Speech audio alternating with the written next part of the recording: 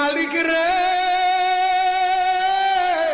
আমি বড় পাপী, আমি বড় গুনাহগার। ও দয়ার আল্লাহ, আমি 10 বছর তোমার গোলামি করি নাই, আমি 20 বছর গোলামি করি নাই। আল্লাহ, আজকে মনিরুল ইসলাম শরীয়তপুরী আমার ভাই শোনায় গেছে, তোমারে বন্ধু বানাইলে ওই জান্নাত পাওয়া যাবে। মালিক রে, তুমি আমারে দাও না মাফ কইরা। যুবক রে,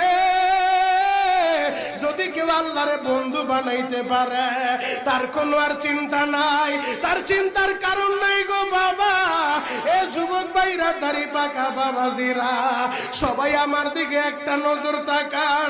এই যে দেখেন আমি হাতের ভিতরে আহারের টিস্যু দিয়া কাফনের মতো একটা দৃশ্য বানায় ফেললাম।